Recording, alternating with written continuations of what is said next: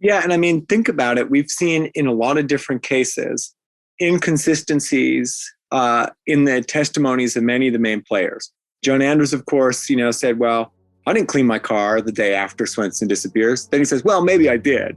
And it was because I picked up somebody with dog poop on their foot." And then he tells other people, "Well, I let somebody use my Trans Am to haul chickens," which is, sounds just not believable.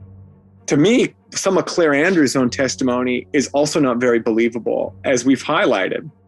I mean, the fact that she says that she doesn't think John Andrews could have picked Starkey Swenson out of a group of people just doesn't ring true to me.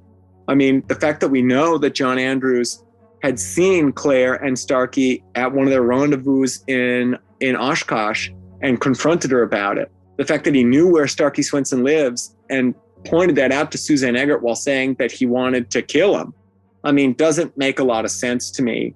And so I don't know why Claire Andrews would say those things. It does just seem interesting. I don't know what else to say about it. I don't know that means that she's involved. I don't know that means anything at all. I just find some of those inconsistencies, her location on the night of the murder, to raise a lot of questions in my mind. Yeah, absolutely. And I will say that the one part I don't doubt from her testimony is really her timeline of the day of the disappearance. When John comes to see her after she's returned home from her trip, she mentions he wants him to leave, that she might have Starkey coming by, and he kind of hangs out drinking beers. And the reason I think that's pretty credible is that it fits in pretty much flawlessly with Suzanne's story. And I don't find any evidence anywhere that would indicate that these two women would be in any way interested in coordinating their stories. I don't think that they're necessarily linked in a social setting outside of this. So I think the fact that their stories fit in timeline-wise very well with one another is a pretty strong indicator that they're both telling the truth or very close to it. Yeah, I think you're right, 100%. So, Dr. Carson, I'm going to put you on the spot here and ask you the question we get asked all the time. Of course, there's always room for error, but if you had to bet, did they get the right guy arresting and charging John Andrews? What do you think? Yeah, I mean, I think so. I think that the evidence seems to point in that direction. I don't have any reason to believe that they didn't. And I think especially when you start to look at the fact that Suzanne Eggert's testimony basically matches up with some of the basics of Claire Andrews' timeline, Lois Swenson's timeline, and then on top of it, that very limited physical evidence that was found at the Shattuck Junior High School.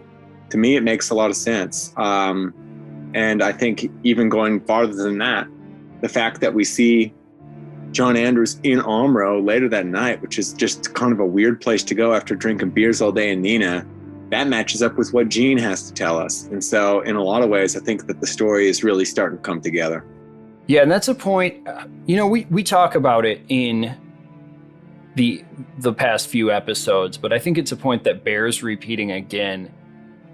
That's something that's really stood out to me throughout this as one of the strangest elements of the case. When you're in Neenah's actually got a gorgeous downtown, a nice little center street, and there's plenty of bars like you'll find in much of Wisconsin. There are plenty of bars you can go to in Neenah. To leave that town and basically head, instead of down the highway towards the other city he lives in, John heads the other way out of the city, into the country, into this kind of random bar sitting on the outskirts of a very small town, much smaller than Neenah. It just doesn't ring true to me as something a person would typically do. And there's nothing we found in our research at all that would indicate, other than it being, sort of airline themed, being called the drop zone and having a parachute school there, that it would necessarily be a destination for anybody to head to. Yeah, I agree. I mean, Appleton's near Neenah.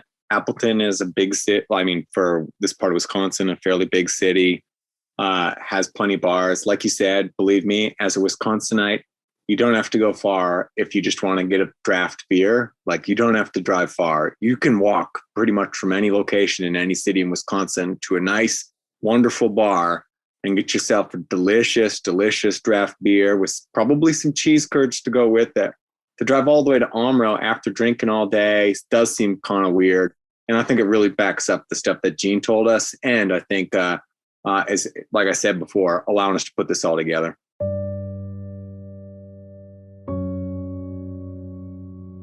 What if you could have local, fresh groceries delivered right to your door without ever having to leave your home? With Instacart, you can do just that, giving you even more time for the things you love, like listening to Cold Case Frozen Tundra. Unlike the other guys who nickel and dime you each time you use their app, Instacart offers unlimited grocery delivery for one low monthly fee. Forget that key ingredient for your secret recipe? No worries, you have unlimited deliveries. Instacart can have a personal shopper bring it right to your door in as little as 1 hour. Yeah, that's right. Instacart lets you shop multiple stores in a single order, highlights deals to help you save money, and their shoppers hand select the products you love based on your preferences. If you like, you can even receive smart suggestions for new items that pair well with your groceries that you usually buy. Instacart's personal shoppers pick the freshest produce and keeps your eggs safe too. Click the link in this episode's show notes or visit the Brands We Love section of our website to use our unique referral code and let Instacart know we sent you.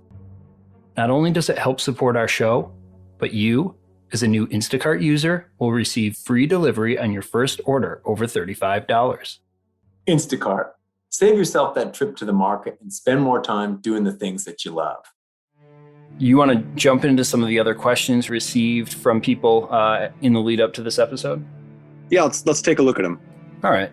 This first one comes in from Nate, and we'll do our best to leave out people's last names here in case that wasn't something you wanted us to share. So Nate submitted the question, has any new testing been done on the paint or the gouge from the school? And what could it have been if it was not bike paint? And then he adds, I assume technology for that is a lot better now. I mean, I'm a biological anthropologist. And so in terms of testing bike paint and the like, not necessarily my area expertise. My guess is you're right. The technology has improved. But as far as I know, there hasn't been any new testing in terms of that paint that was present in the gouge, in the concrete at the school.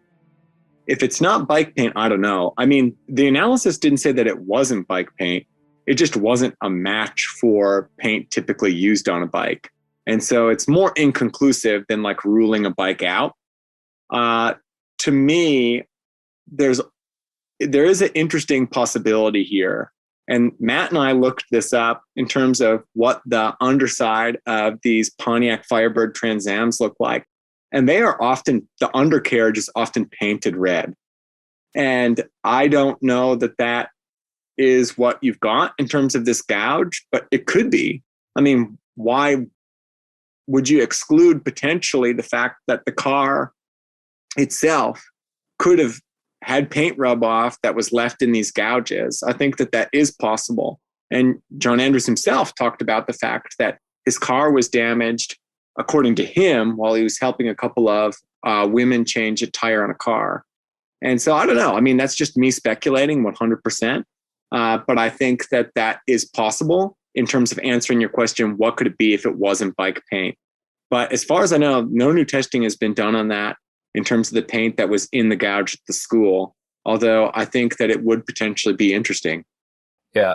And one other thing to add to this real quickly is, you know, in the 80s, it's not like it is now where, of course, you could just email a manufacturer and find out the paint codes they're using. Starkey's bike was a Raleigh, which I believe is made in the UK. And, you know, I don't know that in 1983, a local police department had the access to figure out a phone number for the manufacturer of a bike in another country and then know what type of paint specifically was used. So on top of all the other issues, there's also probably less ability to communicate about what's being used in the parts of these bikes back then than you'd probably find today.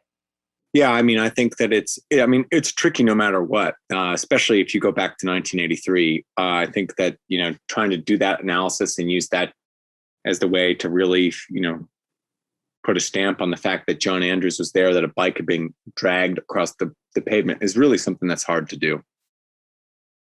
Okay, so we've got another question, and this was one that was submitted to us on social media.